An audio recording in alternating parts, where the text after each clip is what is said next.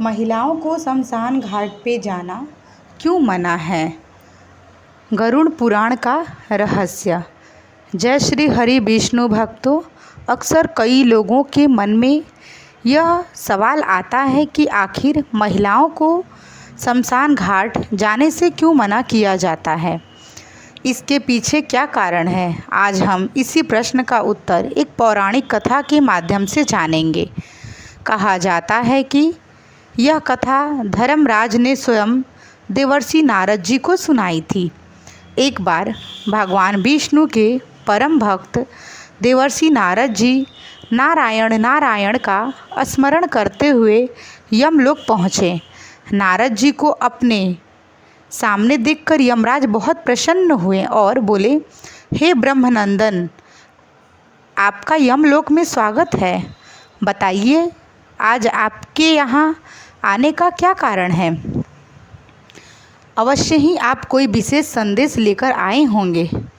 यमराज जी की बात सुनकर नारद जी ने हाथ जोड़कर कहा, हे सूर्यपुत्र, हे धर्मराज, मैं आपको प्रणाम करता हूँ। आज मैं आपके पास कोई समाचार लेकर नहीं आया हूँ, बल्कि मेरे मन में कुछ प्रश्न हैं जिनका समाधान मैं आपसे चाहता हूँ। कृपया मेरी जिज्ञासा शांत करें।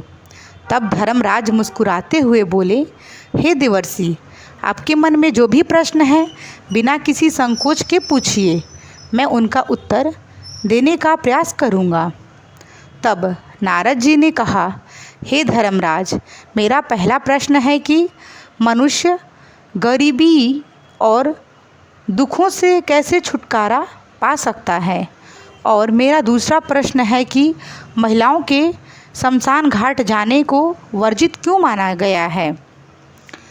नारद जी के प्रश्न सुनकर धर्मराज प्रसन्न हुए और बोले, हे देवर्षि, आपने मानव कल्याण से जुड़े बहुत महत्वपूर्ण प्रश्न पूछे हैं।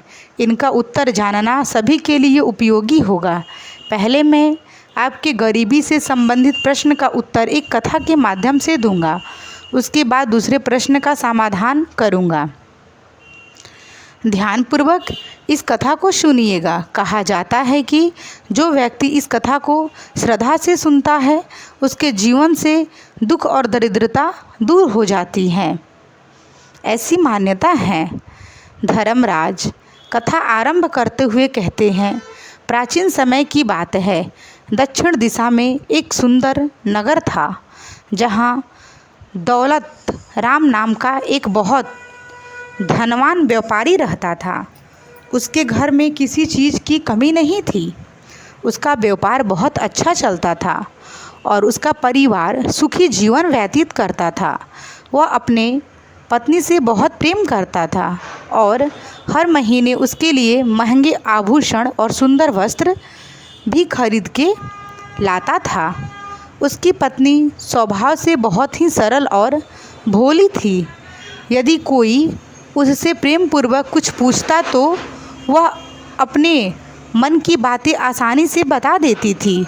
उसके मन में जो भी होता था, बिना सोचे समझे वह किसी के सामने अपनी बातों को बोल देती थी।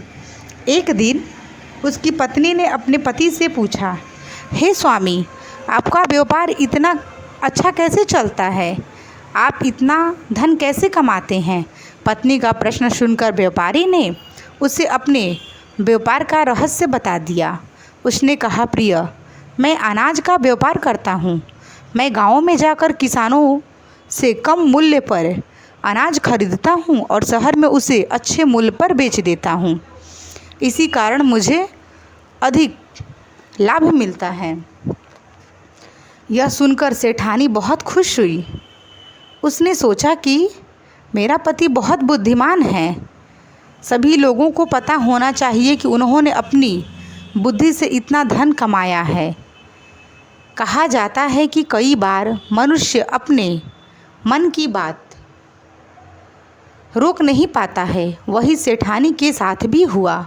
उसने नगर के अन्य स्त्रियों को यह बात बता दी कि उसके पति किस प्रकार का व्यापार करके इतना धन कमाते हैं, जो कि ये बातें उसे नहीं बतानी चाहिए थी।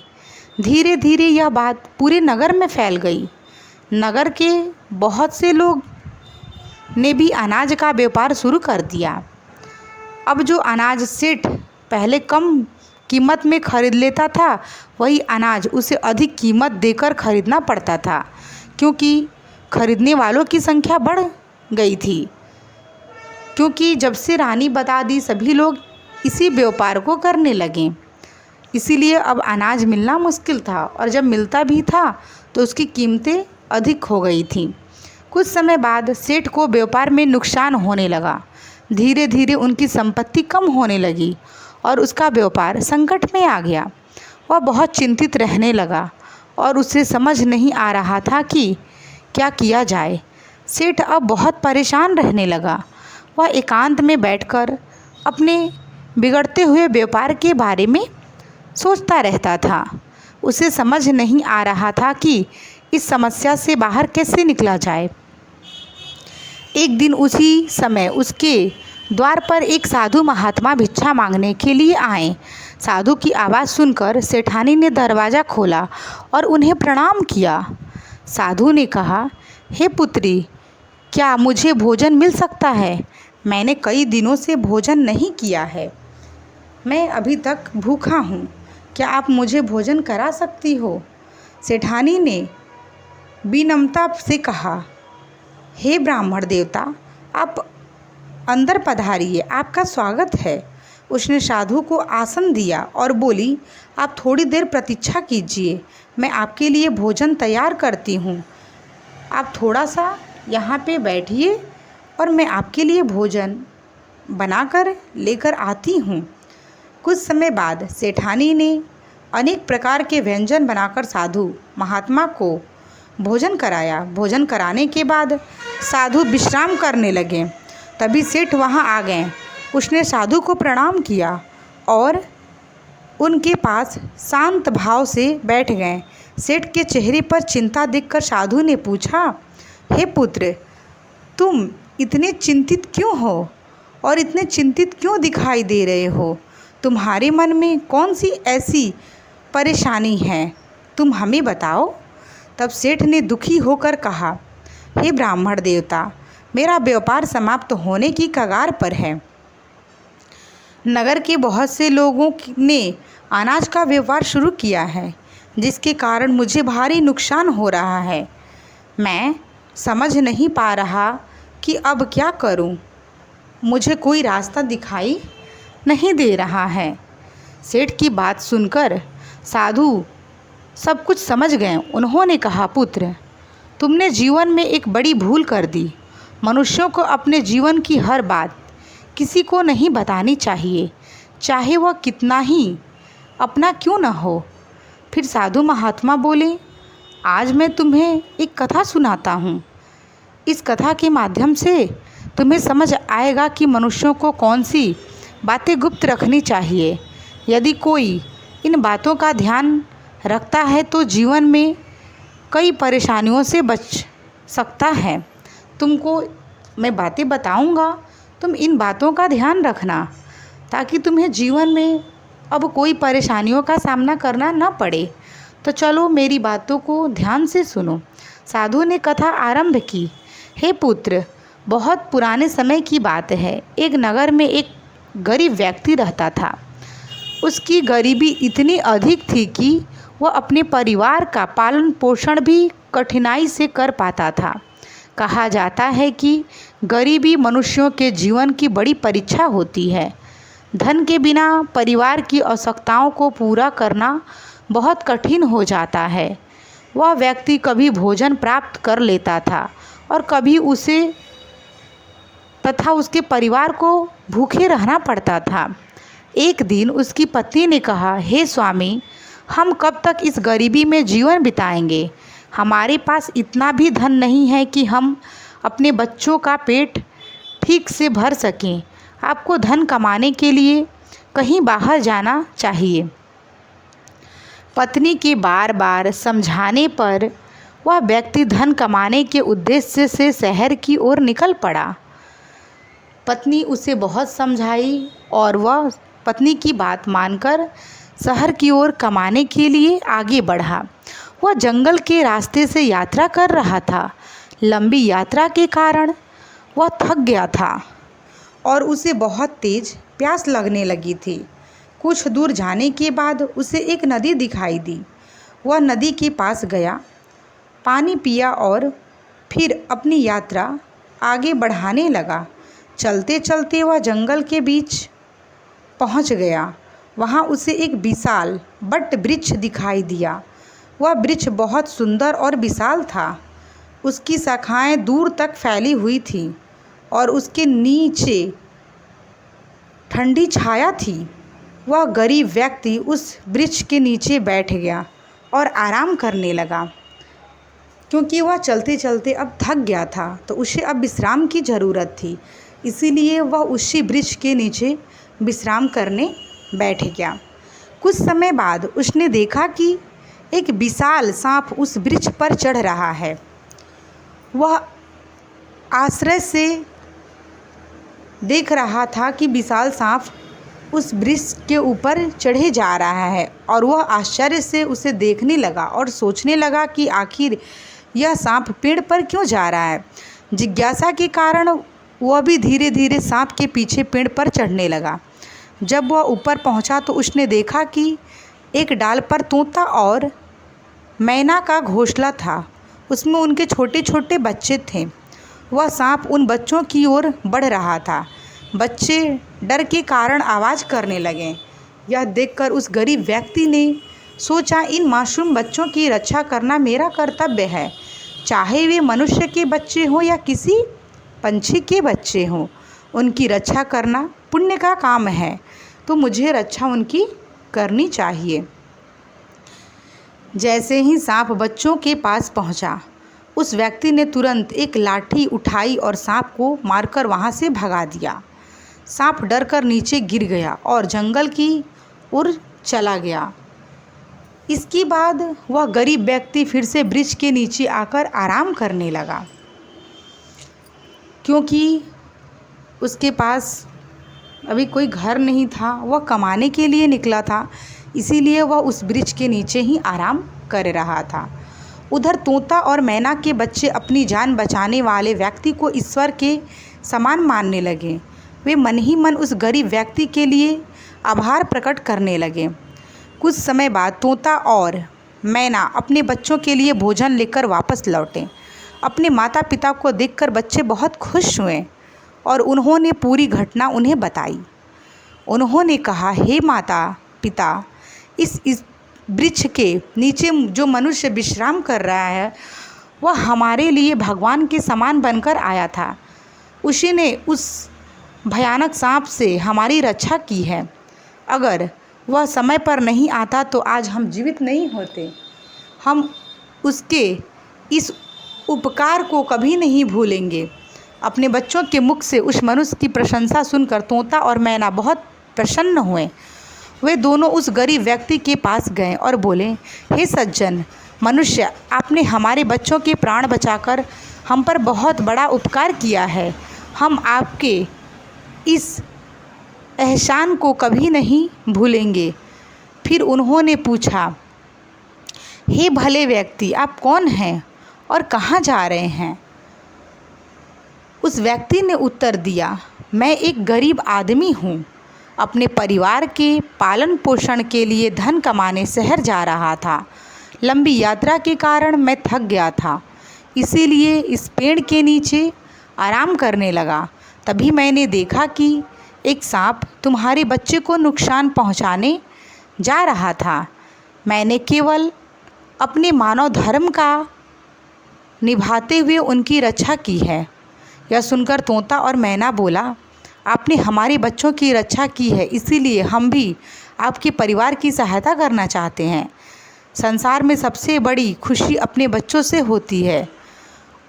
आपने हमारे बच्चों के लिए अपनी चिंता नहीं की। उन्होंने आगे कहा, हम आपको बहुमूल्य मोती देंगे। ये मोती आपके लिए बहुत ही उपयोगी होगी। आप इन्हें बेचकर अपने जीवन को सुखी बना सकते हैं, लेकिन बदले में आपको कुछ समय हमारे बच्चों की देखभाल करनी होगी। जब तक हमारे बच्चे थोड़े बड़े नहीं हो जाते तो आप उन बच्चों की रक्षा कर सकते हैं और उसकी कीमत मैं आपको देता रहूँगा। गरीब व्यक्ति ने सुनकर सोचा कि यदि मुझे यहीं रहकर धन मिल सकता है तो मुझे दूर शहर जाने की आवश्यकता ही नहीं है। उसने तोता और मैना की बात को स्वीकार कर लिया और उनकी रक्षा करने के लिए वह तैयार हो गया। फिर तोते ने उसे कुछ मोतियाँ दी। वह व्यक्ति बाजार गया और उन मोतियों को बेचकर अपने लिए भोजन और आवश्यक वस्तुएं ली। उसने उसी बट वृक्ष के नीचे एक छोटी सी झोपड़ी बना ली और वहीं रहने लगा। अब तोता और मैना निश्चित होकर वहाँ रहने लगे क्योंकि उनकी देखरेख करने वाला वहाँ पे था और उनके बच्चे भी खुशी खुशी वहाँ पे रहते थे और उस गरीब आदमी के साथ खेलते भी थे। और उनकी माता पिता, जैसे कि तोता और मैना जब अपने भोजन की तलाश में जाते तो गरीब आदमी उनकी रक्षा करता था और उनका देखभाल भी करता था। अब उन्हें अपने बच्चों की देखभाल करने वाला एक विशेष आदमी मिल गया था, जो विश्वास के योग्य व्यक्ति मिल गया था। वे सुबह भोजन की तलाश में चले जाते और शाम को वापस आकर अपने बच्चों को सुरक्षित देखकर प्रसन्न होते थे। बदले में वे उसे व्यक्ति को रोज बहुमूल्य मोती लाकर देते थे। इस प्रकार कई महीने बीत गए। धीरे धीरे तोता और मैना के बच्चे बड़े हो गए और उड़ने योग्य भी हो गए। अब उस गरीब व्यक्ति को अपने घर और परिवार की याद आने लगी। उसने एक दिन तोता और मैना से कहा, हे मित्रों, बहुत समय हो गया, मुझे अपने पत्नी और बच्चों की चिंता हो रही है। मैं अपने घर वापस जाना चाहता हूँ। यह सुनकर तोता और मैना बोले, हे भले मनुष्य, अब तुम निश्चिंत होकर अपने परिवार के पास जाओ। हमारे बच्चे अब बड़े हो चुके हैं और अपना ध्यान रख सकते हैं और यह अब उड़ भी सकते हैं। उन्होंने उसे बहुत सारे मोतियाँ दिए और कहा, यदि हमारी कभी स्मरण हो तो इस स्थान पर ज़रूर आना। अगर तुम्हें किसी बात की ज़रूरत हो तो निसंकोच हमसे मिलने तुम आ सकते हो। वह व्यक्ति उन मोतियों को लेकर अपने घर पहुंच गया। जब उसकी पत्नी ने इतने सारे मोती देखे तो वह बहुत खुश हुई। उसने पूछा, हे स्वामी, आपको इतने मूल्यवान मोती कहाँ से मिले? तब उस व्यक्ति ने अपनी पत्नी को पूरी कहानी बता दी कि किस प्रकार उसने तोते और मैने के बच्चे की रक्षा की और बदले में उन्हें ये मोतियाँ मिली हैं। उसने कहा, इन मोतियों को बेचकर हम अपने जीवन को बेहतर बना सकते हैं। अब हमें गरीबी से मुक्ति मिल जाएगी। हम अपने बच्चों के लिए अच्छे वस्त्र खरीदेंगे और तुम्हारे लिए सुंदर आभूषण मंगवाएंगे। उस व्यक्ति ने उन मोतियों को बेचकर अपने घर की सभी आवश्यक चीज़ें खरीद ली और अपने लिए एक सुंदर घर बनवा लिया। अब वह अपनी पत्नी और बच्चों के साथ सुखी जीवन बिताने लगा। कुछ समय बाद उस राज्य के राजा रुद्रदेव अचानक गंभीर बीमारी से ग्रसित हो गए। दूर दूर से बड़े बड़े वैद्य और चिकित्सक आए, लेकिन कोई भी राजा को ठीक नहीं कर पाया। अंत में राजवैद्य ने कहा, महाराज, आपके रोग का एक ही उपाय है। यदि आपको किसी तोते के बच्चे की मांस मिल जाए तो आप स्वस्थ हो जाएंगे। राजा ने तुरंत अपने मंत्रियों को बुलाया और आदेश दिया, पूरे राज्य में घोषणा करवा दो कि जो व्यक्ति मेरे लिए तोते का बच्चा लेकर आएगा उसे 100 स्वर्ण मुद्राएं इनाम में दी जाएगी। राजा की घोषणा पूरे राज्य में फैल गई। सभी लोग राजा से तोते की तलाश करने लगे, लेकिन किसी को भी तोता नहीं मिला। एक दिन उस गरीब व्यक्ति की पत्नी पड़ोस के कुछ स्त्रियों के साथ बैठी बातचीत कर रही थी। बातों बातों में राजा की बीमारी और तोते की चर्चा होने लगी। एक स्त्री ने कहा, बहन, राजा को ठीक करने के लिए एक तोते के बच्चे की ज़रूरत है। जो व्यक्ति तोता लाकर देगा उसे राजा स्वर्ण 100 मुद्राएं देंगे, जो कि सोने की होंगी। लेकिन तोता पकड़ना आसान नहीं है। तोता पकड़ना बहुत ही मुश्किल काम है। यह सुनकर उस गरीब व्यक्ति की पत्नी गर्व से बोली, इसमें कौन सी बड़ी बात है। मेरे पति तो कई महीनों तक तोता और मैने के बच्चों की देखभाल करके आए हैं, वह आसानी से तोता ला सकते हैं। उसकी यह बात धीरे धीरे पूरे नगर में फैल गई और अंत में राजा तक पहुंच गई। राजा ने तुरंत सैनिक को आदेश दिया कि उस व्यक्ति को मेरे सामने लाया जाए। सैनिक उसे पकड़कर राजमहल में ले आए। राजा ने क्रोध में कहा, तुमने मुझे पहले क्यों नहीं बताया? तुम्हें तोता का पता है, अब तुम्हें मेरे लिए एक तोता लाकर देना होगा। उस व्यक्ति ने हाथ जोड़कर कहा, महाराज, मैं ऐसा नहीं कर सकता। जिन पंछियों ने मेरी सहायता की, मैं उनके साथ विश्वासघात नहीं कर सकता। राजा क्रोधित होकर बोले, यदि तुम मेरी बात नहीं मानोगे तो तुम्हारे परिवार को दंड दिया जाएगा।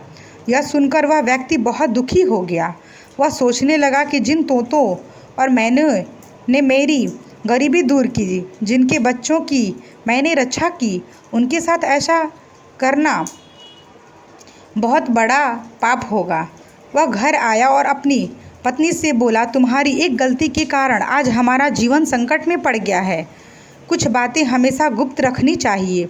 उसने कहा, मनुष्यों को अपने धन, अपनी कमाई के साधन और अपनी सफलता के रहस्य दूसरों को नहीं बताने चाहिए। घर की निजी बातें, आपसी मतभेद और कमजोरियों भी किसी के सामने नहीं रखनी चाहिए, क्योंकि लोग कभी कभी इन्हीं बातों का लाभ उठा सकते हैं। अब वह मजबूरी में जंगल की ओर चल पड़ा। तब तोता और मैना ने उसे आते देखा तो वे खुश हो गए, लेकिन उसके चेहरे की उदासी देखकर उन्होंने कारण पूछा। उस व्यक्ति ने रोते हुए पूरी बात बता दी। तोता और मैना बोले, तुम चिंता मत करो, हमारे बच्चों में से कोई एक तुम्हारे साथ जाने को तैयार है, क्योंकि तुमने भी कभी हमारी सहायता की थी और तुम्हारी सहायता के कारण ही हमारे बच्चे हैं। उनका एक बच्चा बोला, इस मनुष्य ने हमारी जान बचाई थी।